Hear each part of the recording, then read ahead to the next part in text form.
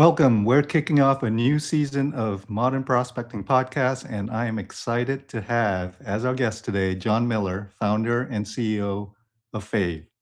Now, Jon and I have known each other since competing on opposite camps at Marketo and Eloqua, respectively, but I really come to respect what Jon has done in his career. He's an expert in all things marketing.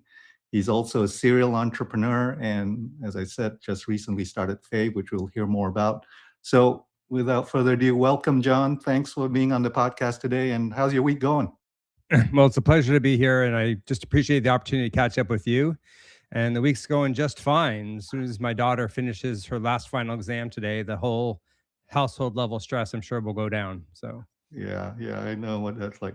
Well, love to dig into. Thank you for taking time. And love to dig into your background. You've had such, really, to be honest, just an illustrious career. well, thank I you. think what's interesting is you're an entrepreneur, you're an executive CEO. For those who might not know as much about you as maybe I do, could you share a little bit of the story of your career, like how you got to start Marketo, your foray into account-based marketing, all the way to where you are today?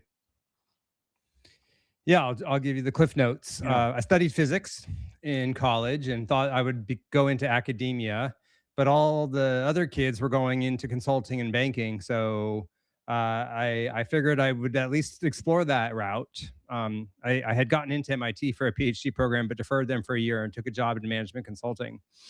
I think with the quantitative background that I had from physics, the consulting projects I kept landing on were quantitative and analytical. Mm. And a lot of them had to do with some version of what we would probably call CRM today. How do I analyze customer data and make decisions, about them? And that had introduced me to a book that had just recently come out called The One-to-One Future by Don Peppers and Martha Rogers. Mm. I graduated college in 94. This is 93 when that book came out. And The One-to-One Future posited a vision that we will be able to deliver marketing and services that are as personalized as the old 1800s corner store was, but at industrial era scale. And that really caught my imagination at the time. So fast forward a couple of years, like many people who are in management consulting, I went off to do 2 years of business school. And I graduated in 1999 at the peak of the internet bubble when everybody was going into tech. So rather than taking a job in consulting, I said, hey, let's try the tech world out for a while, and got a job at a company called Epiphany, which was a very hot startup back in 1999. And they were trying to build towards the one-to-one future. So I joined them as an early product manager, eventually became a VP of product marketing there. We sold Epiphany in 2004. And that's when Phil Fernandez and I kind of started talking. So Phil had been the president and chief operating officer at Epiphany. And we both shared a vision that, we believed in the one-to-one future. We believed in marketing technology, but we also believed that technology, the category had never really taken off because it had been on-premise software. And to buy on-premise software is a capital investment. Marketers don't have capital budgets. They have operating budgets, like to do trade shows and Google AdWords. So the whole idea in 2004 to start a company was to deliver serious marketing software, but delivered using software as a service in a way that marketers could buy through their operating budgets. So we started Marketo in 2005. Our very first product, not everybody knows this, was actually to manage pay-per-click bids and kind of Google AdWords. But we always knew we wanted to become multi-channel, and that included email. And, once you start researching what people in B2B want in email circa 2006, of course you come across Eloqua, because you guys had been in market for a while making noise about lead nurturing and lead scoring and MQLs and all the great things that Eloqua did. So positioning Marketo wasn't that hard. We're like, okay, everybody wants to do what Eloqua is doing. Can we position Marketo as more affordable and easier to use? That's Um, so interesting that you didn't start there, but as you probably know, Eloqua started as a a yes, chat bot. yeah. So, So we both you know, kind of evolved into marketing automation. But I will exactly. say Eloqua did a fantastic job, especially in Silicon Valley, convincing other tech companies they needed this stuff. Yeah, So yeah, we sort of helped build that category together. yeah. I think you IPO'd a little bit before we did. Um, and then, so I stuck around with Marketo for 9 years until, eventually we hired in a more experienced CMO above me. And, you know, circa 2014 or so, I started thinking, I miss the little startup energy, Yeah, yeah, and as exciting as Marketo was, I made the decision to go and say to take a stab at starting something myself. So 2015, I left Marketo, founded Engagio, which was really playing in the account-based marketing space. but The it the continues the theme of the one-to-one future, right? Like, Well, I uh, did beneath the hood. I mean, yeah, and trying to get closer to the one-to-one future, because in many ways, account-based marketing is one-to-one yeah, marketing.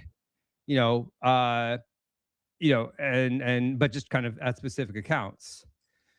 So Epiphany was a very sorry, not Epiphany. Engagio was a very early, quick success. If anything, too fast. Turns out startups are supposed to be hard, but Engagio just somehow like hit the right thing with ABM at the right time.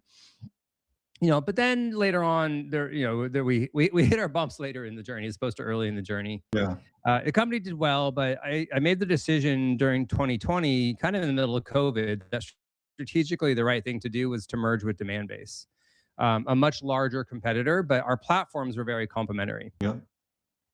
And so merged Engagio and Demandbase. The new Demandbase platform was actually built on Engagio. Joined them originally as chief product officer, but then took over as chief marketing officer when Peter Isaacson left, and did my 3.5 years at Demandbase before once again I'm getting that itch to go start something new. Yeah, At we this see a point, theme here. yeah, exactly. Well, the theme goes deeper than that, even because I actually spent some serious time exploring things outside of Martech. Because maybe I won't be in Martech this time, but kind of Yeah. like The Godfather. Every time I step out, they pull me back in. And there was just such a draw to stay in Martech. Some Mhm. people called it founder market fit. I just realized I have a passion about pursuing the one-to-one future. Yeah. And what I realized is that uh, AI was finally going to enable us to really do it, really deliver one-to-one in a way that Marketo or Engagio or Epiphany or Eloqua had promised, but had never fully really achieved. Mhm. So yeah, I started Fave. The Yeah. vision. Well, we can Go get to ahead. Fave later if you want. Yeah, No, I want to get to sort of the impact of AI about Fave, but before we get into that, I did want to ask you. I had this thought, and um, I kind of want to ask you about the state of account-based marketing because before we move into the sure. present and future, sort of like I've seen maybe perhaps over the last couple of years, sort of like this a bit of. I hope I'm not overstating it, but a bit disillusionment with account-based marketing. So a lot of practitioners abandoning it. So, what's your read on that? Like, is ABM dead? Are we past, or is it really we're past the hype curve and we're sort of normalizing ABM as a practice? Just since you and Yeah, I were part of sort of developing that space, I just thought right. Yeah, we did that together as well.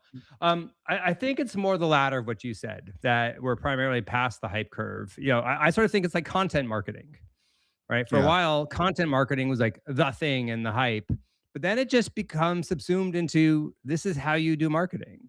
yeah, And I think people have recognized that, like, yeah, of course, if you're going after larger companies and you have more complex sales, of course, there's an account based motion, kind of to the whole thing.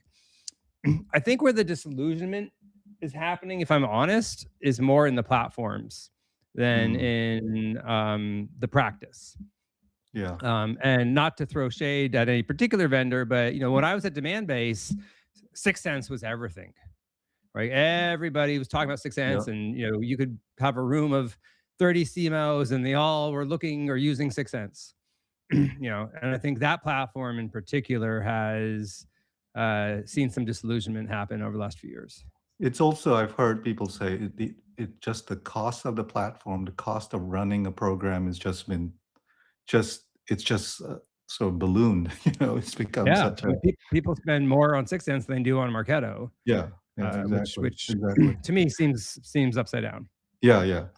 Okay, let's jump into AI. If you're a go-to-market leader today, lots of things been happening in around AI. It seems to me, I've heard people say it feels like it's harder than ever to build pipeline, which is a little bit in a way ironic because my read is that AI is a bit of a double-edged sword. Some things are easier to do, but yet you don't always get the outcomes you want. So just would like to get your read on that. What's changed about generating demand building pipelines since let's just say since the advent of like generative AI? Well, I think that the state it feels harder to build pipeline predates the advent of AI. Okay. I felt it at Demandbase when I was the CMO there. Again, before generative AI came on the scene, and I think there are multiple factors at play there, of which Gen AI exacerbates some of them. But some of the factors that make it hard to create pipeline, I think, are first of all, the playbook that many companies use that Marketo and Eloqua helped to pave. I think is built on a little bit of a false assumption of how buying works. Mm, The mental model of the MQL and of that whole process to me is that marketing is a simple linear machine, like a mhm. gumball machine. Yeah. I can run a campaign and I can get an MQL out, and somehow I can track the conversion and the path of that MQL to opportunity to revenue. And if you need twice the pipeline, you just need twice the number of MQLs, which means you just need to run twice as many campaigns. And I just don't think that model is a, I'm not sure it ever fully worked. It probably worked better in the Marketo Yeah. Eloqua days, but it certainly doesn't work today. I think we've that what's the biggest thing that's evolved is just how complex buying has become. Yeah. We know there are 6 to 16 plus members of a buying committee. We know that an increasingly large portion of the buying research is happening anonymously in, 5 years ago it was in closed communities. Today it's also happening in generative AI chats. Yeah. And we can't track all that. But what all that complexity has in common is that it basically belies the simple linear model of marketing. Yeah, the Buying is linear a model that you're talking about is a bit reductionist, right? Like Yeah, it's the simplest form of the, sort of like the stickman figure of exactly. automation. When in reality, I think buying truly is a complex system, Yes. right? And mathematical, I mean, I studied complex mathematical systems in college, things like the stock market and the weather. And as you probably know, complex nonlinear systems suffer from chaos, Yeah. unpredictability, Exactly. sensitive dependence upon initial conditions. That's what's happening with buying. And if you try to apply our old simple mental model to this complex linear process, it's just not going to work. And I think Yeah. that's one of the key reasons buying feels hard. I won't belabor the other two, but just to set them up briefly. Second, a lot of the way we've done marketing in the Marketo Eloqua days was demand gen, really trying to capture in market, qualified leads. You could argue we were nurturing the ones that weren't ready, but as we'll talk about in a second, that channel doesn't work so well anymore. Yeah. And I think we underinvested in brand during that era. And so companies that spent the last 10, 15 years underinvesting in brand are today feeling that it's harder to create pipeline. And then the last factor, which I've alluded to, is that the tactics that we used to use have gotten saturated. Email has gotten saturated, content Yeah. marketing has gotten saturated. It's the tragedy of the commons. Anything that works, everybody starts doing until it no longer works. And that's where generative AI is, I think, particularly harming the process because it's so easy to create slop that looks and sounds like everybody else. I fully agree. When I said it was a double-edged sword, what I sort of think about that as an example is it's easier than ever to personalize messaging, right? In one sense, which used to be the thing you would say to your SDR team or even marketing, you know, really you want to aim at personalization. It's easier than ever to personalize. It's more difficult than ever to get attention, to actually have it land. And I've often said, like, I think one thing that Gen AI has done is it's sort of had a deflationary effect on personalization, right? It's just Well, like, can we talk about personalization for a second? yeah, yep, Because let's go back to the one-to-one future, right? That's what started this whole thing, on my journey. I think that let's think about personalization along four dimensions. Let's think about what is the right offer to give to somebody, right? Let's think about what is mhm, the right channel to use to present that offer. yeah, All right, let's think about what is the right timing to present that offer, including how frequently should we be touching somebody. And the only fourth is, okay, what content should I use to be reaching out to them? I think the problem with Gen AI personalization is it's only focused on the fourth one. It's the same basic yeah. email, but you basically have Clay go research their LinkedIn profile to change out the first sentence for somebody else. But you're not personalizing the offer, you're not personalizing the channel, and you're not personalizing the timing. Yeah. I've often had my own way of saying that, and it's a simpler sort of mental model. I have maintained aiming at personalization is the wrong way to think about it. We're really aiming at relevance. That's really what we should be. And my contention is relevance is personalization plus the timing, right? Plus the moment that you really care. And so, Sure. but yeah, I mean, okay, so having said all that, what do you see as sort of like the best practitioners? How are they leveraging AI? If you want to take the other view, like how is AI actually an assist to building pipeline? What are they doing? You know a lot of top marketing leaders. Where are they getting that alpha to sort of outperform? So it's interesting that you use the word alpha here, because for in case anybody doesn't know what Andre is referring to here, stock pickers refer to alpha, which is the sort of unfair advantage that you can get over the market, usually by having access to some kind of unique or proprietary information. Um, I think I wrote about this actually in my annual predictions article, in particular in the context of signals and intent data. And what I wrote there was that uh, signal-based marketing, as we know, is important because signal-based marketing can tell us is now the right time. It can sometimes tell us what is the right offer to use uh, to reach somebody. What messaging, what keywords and nuances should I put into the messaging? The problem, though, is most companies are using the exact same signals that they have easy access to, well, Yes. like intent data purchased from the common kind of providers. Unfortunately, I think maybe that provided alpha 6, 7 years ago. It's probably not providing alpha now. And what's really providing alpha, with AI today is first acts using it to create unique proprietary signals Agreed. that influence your timing, your personalization, your relevance. Yeah. Um, and then using AI to make some of the decisions around, how do I use all the information available about somebody to make that proverbial right action at the right time. Mhm. Yeah, that's the thing we've talked about forever, and maybe we're getting closer to that, right? Yeah, that's good. Okay, I in terms of platforms in the sales and marketing tech ecosystem, and obviously I'm thinking of CRMs like Salesforce, HubSpot, marketing automation platforms like Marketo, also HubSpot. Yeah.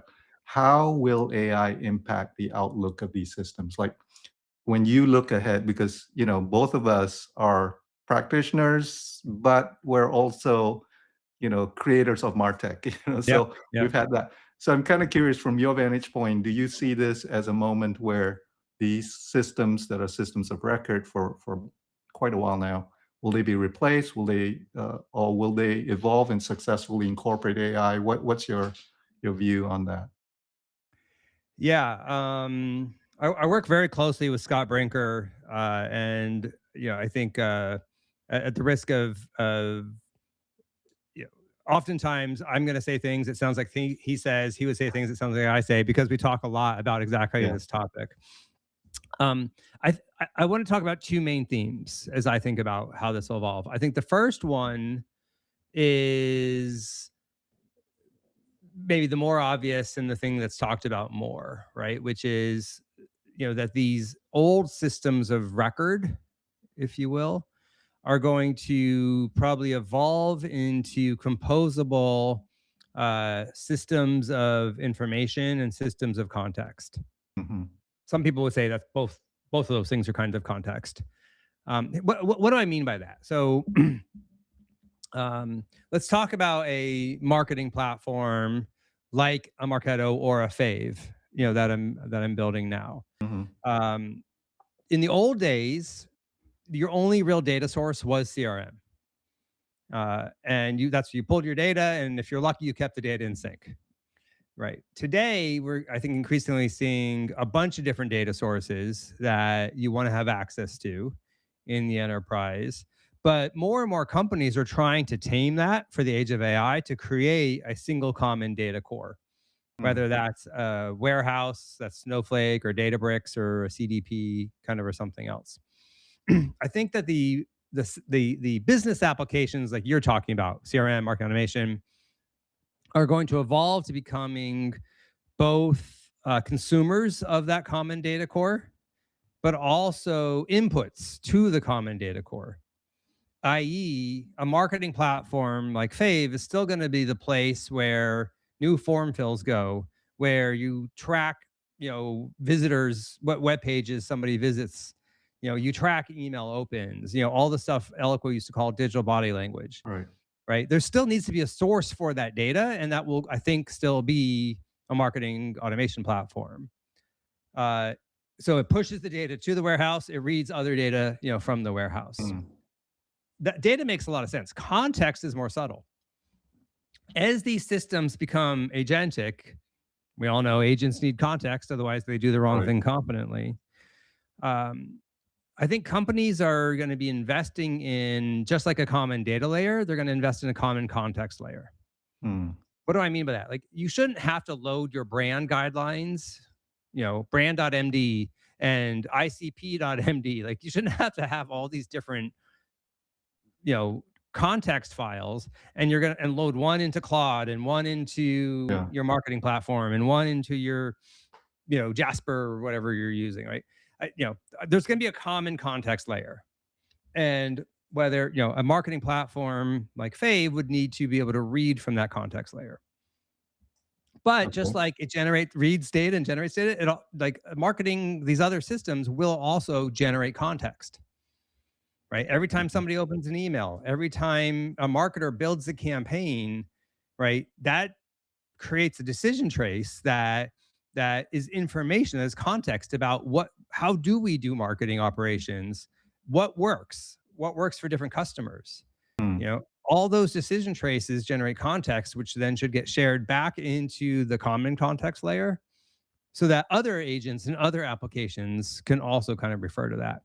Now, So, sorry, go so, ahead. so these monolithic platforms like what Marketo and Eloqua was, I think, do evolve into this sort of more composable systems data system of record. I do have my other point to make, but go ahead and ask, No, no, no. jump I, in and I, then I'll I come back was to it. first of all, I was going to say, I kind of wish we were. I wish we had a whiteboard. We could just draw, sketch this out. But I want to make sure I understand that you reference a data layer represented by a data lake or something like that. So more persistent data for analysis is how I understood what you were saying.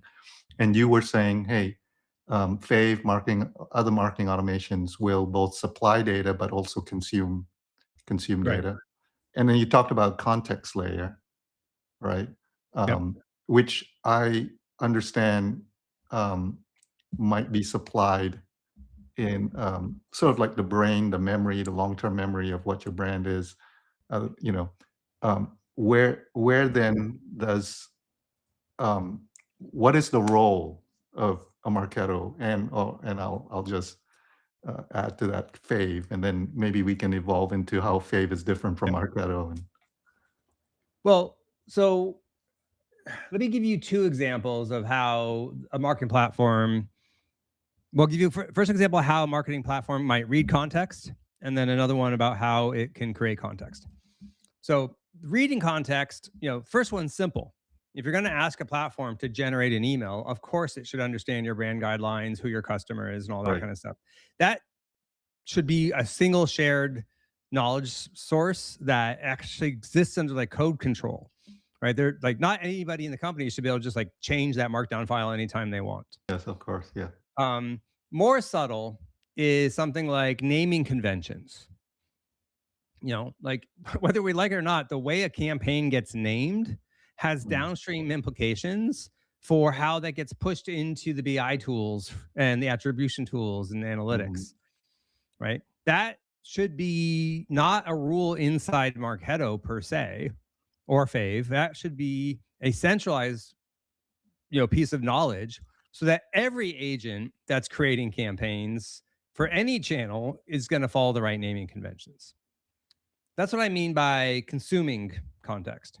right, In terms of creating context, you know, when we see that Andre opens emails on Sundays, right? That, mm, again, is that context? Is that data? Again, they blur together, right? But those decision traces teach us something so that when we're deciding when should we send Andre the next email, maybe Sunday's, mm, the right answer. Another example, this is actually for one of my customers. They had an industry field on both the person object and the account object in their CRM, which is not mhm, uncommon, to have that. Every time they built a campaign in Fave, they always used the person industry field mm, because they knew the human knew in their head that's the field that has the good data that they want to mm. use, right? By observing the human do that, Fave can figure out like, oh, well, that's the one to go use. So next time somebody says, go build me a campaign targeting people in financial services, right? It can just do it the right way. So So, that's what I mean by consuming and producing context. so do you see Fave? Do you see marketing automation essentially like the execution layer? So this smart execution layer can read in context and make the right sort of make the right judgment calls based on that context. Is that Well, so let's get to the what I actually see these platforms evolving into are orchestration layers. okay? Um, and that the execution and the orchestration might deaggregate slightly. So what do I mean by that? So back to personalization and relevance, right? What we want to do is let's pick the right offer, the right channel to execute that offer, the right content to use over that channel, and the right time. And let's orchestrate the journey for each person in a truly one-to-one personalized way, Mm, right? got it. Yeah, And then there will be a whole set of apps and agents that might actually execute that. I see. Today, orchestration decisions and email execution are bundled together into Marketo and Eloqua.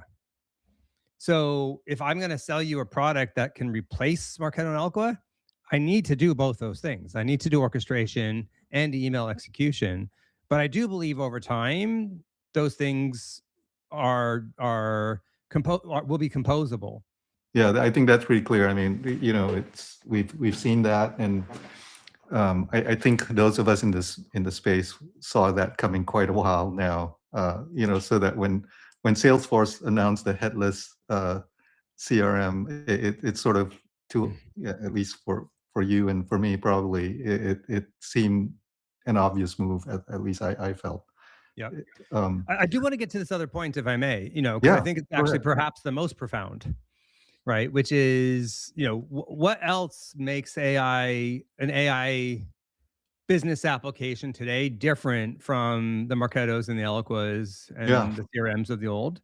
And I think that I can summarize in a very short sentence. It's a move from rules to reasoning. Mm, Every single thing inside of Marketo is a rule. yeah. If this, then this, else this. If they open the email at a point, if the score goes above 75, call them an MQL. If they're a tier one account, alert the salesperson. Eloqua is the same way, which you have a Visio diagram UI metaphor. Marketo had a different UI metaphor. But at the core, they're both rules based if this and that systems. Yeah. And the problem with rules based systems are one, they don't adapt. Two, they don't, relate to that, they don't learn. They become exponentially complex the more scenarios you want to take into account. And that's why we never really achieved one-to-one with that prior generation, because the rules just cannot handle it. Yeah. You, The you know, you, rules you, you fall rules fall apart as being having the mathematical physics, right? They fall apart the more variables you have. exactly, Right, exactly. and we all know we said it's complex, so there are a lot of different variables. When exactly does John open the email? What Yeah. that kind of thing. So You can they fall. at best get like some segmentation level personalization Yeah, with rules based systems, and even then, most companies I talk to are lucky if they have 3 different nurture tracks.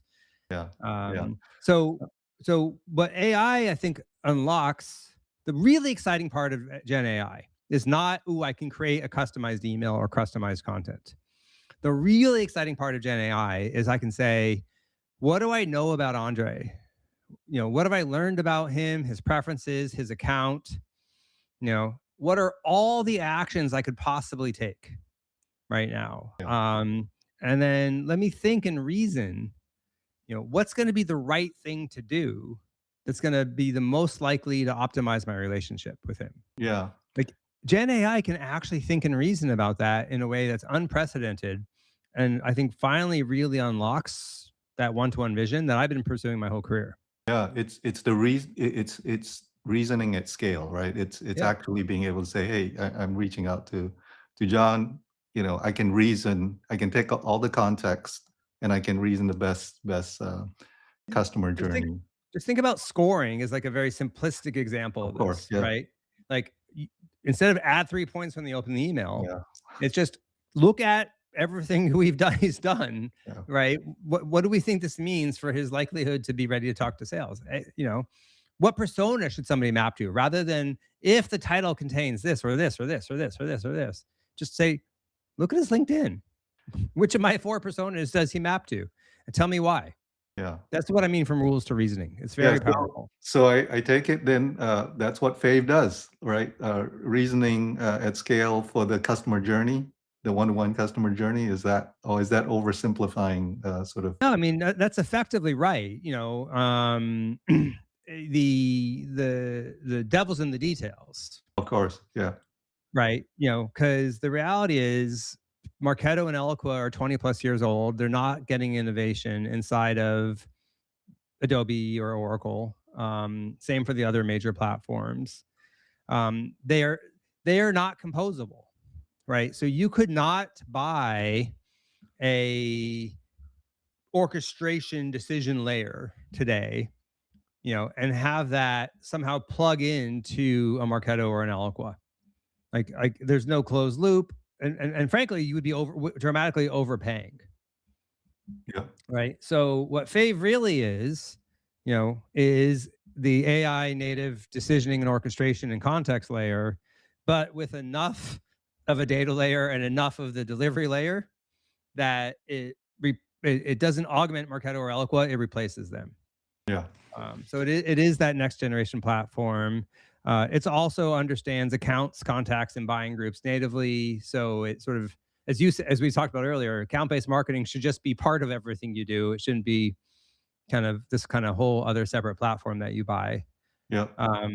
Yeah, so that's what we're building. That's exciting. And where are you guys in the journey? Are you in beta? Is it Yeah, right now we're in private beta with 15 development partners, and I expect to have the first product that would be truly ready to be your complete marketing automation platform in market late this summer.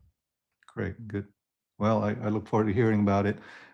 Changing gears a little bit, let's talk about marketing organizations in this age of AI. How is AI, as you've seen it, how is it impacted roles, the structure of marketing organizations, if at all? I mean, I don't want to presume it does, but are there roles that will evolve, diminish, gain importance? What are your thoughts there?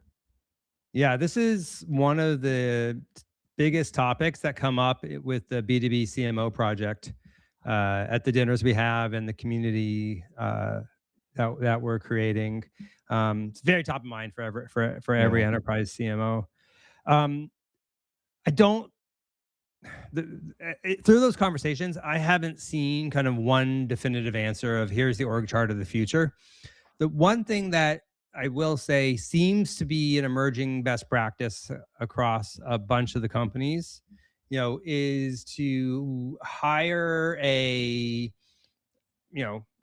different people call it different things, but a head of um, AI innovation, Mm, or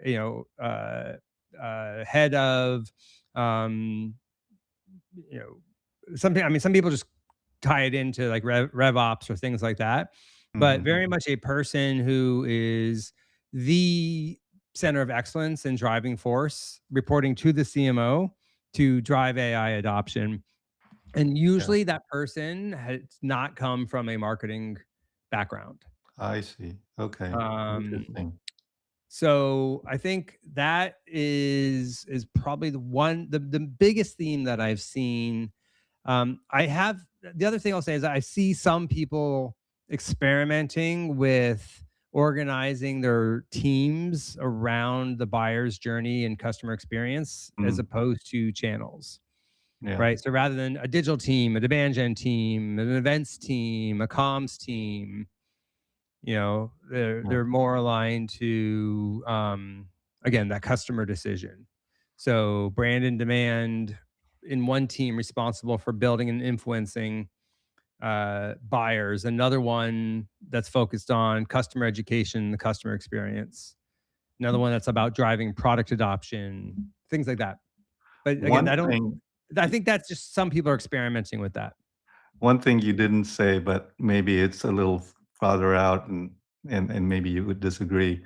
I feel we are on the brink of sort of moving from this idea of tools to sort of to make it to teammates.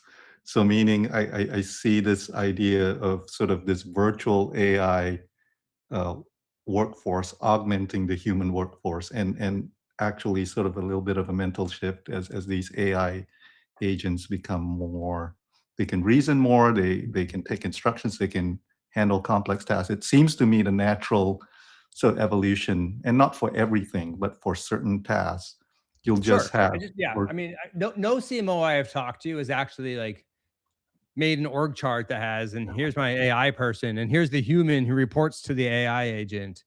Jason Lemkin's obviously making some noise with that, but yeah, but yeah, I'm talking to mid-market enterprise CMOs. None of them have done that, yeah, right? Every one of them are thinking about, I have people. How do I make them 3, 4, 5x more better, productive, yeah, with AI?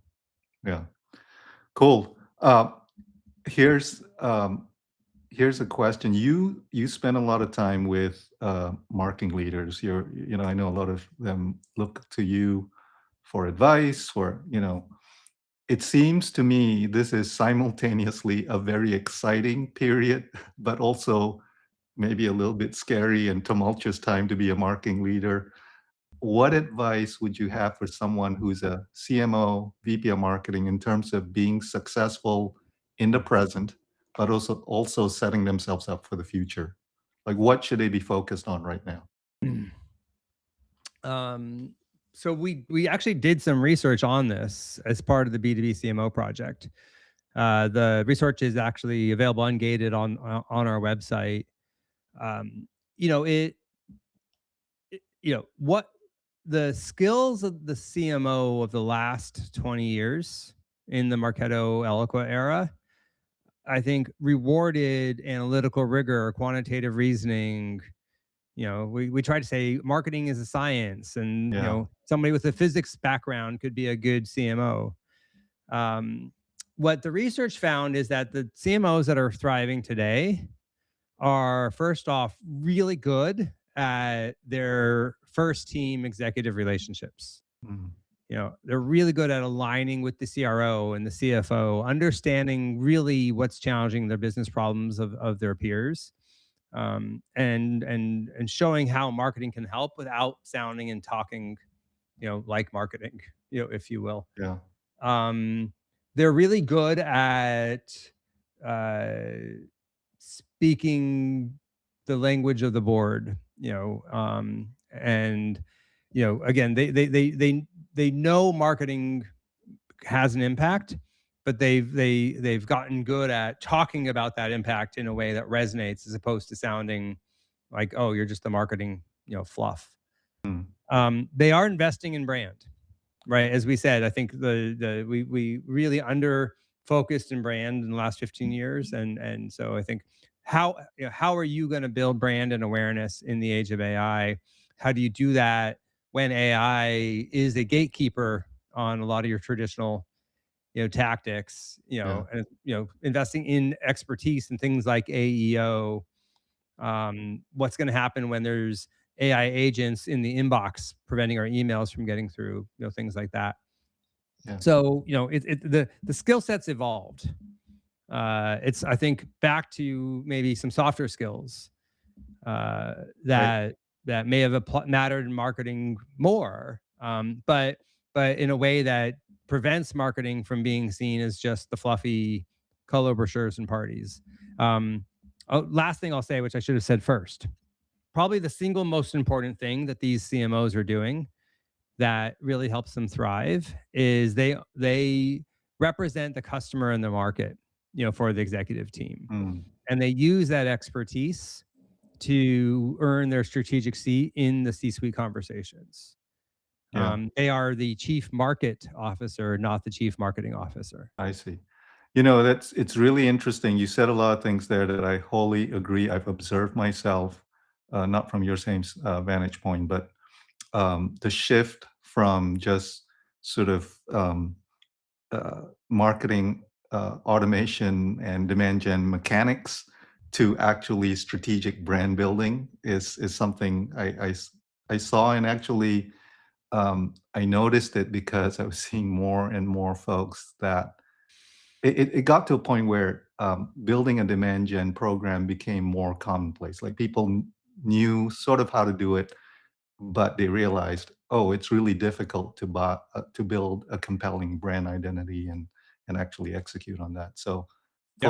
fully resonate with that. And yeah, I always like to end the podcast with a little bit of a personal question. I hope you don't mind. You're a serial entrepreneur. You've been you've been an executive for a long time and a CEO now. Um, I just thought would be really interesting to understand how do you handle stress in your life? Obviously we've all been in that seat where there's a lot of stress, our time is compressed, and just what advice do you have for others like us? uh, Well, first off, I think some people just handle stress better than others. And I think one of my superpowers is that I'm just pretty even killed, among, over things, which is an attribute that my wife really appreciates about me. Um, I think, specifically though, I have, like exercise, fresh air have always been just really important parts of my life. As a busy executive, sometimes I feel guilty, for the fact that, I block 12 to 1 on my calendar, as much as I possibly can, because I yeah. know I'm gonna need some play time to recharge. Yes, You know, absolutely. and like there's an hour somewhere in my day where I'm going to exercise and do some yoga. So that's my main thing, is just generally I think I'm well constituted for it, and two, I am intentional about just taking care of myself. That's great. Great to hear, and that's good advice, as some people say, call it, touch grass every now and again. Yeah, I am Yeah, not a 996 entrepreneur, yeah, for what's worth. So if you're a VC that only wants to invest in those folks, then I'm not your guy. yeah. Great. Well, John, thank you. It's a pleasure. I wish we had more opportunities to do this more often, but it's great catching up with you, and I appreciate you coming on and spending time with us. I Thanks, appreciate man. you reaching out.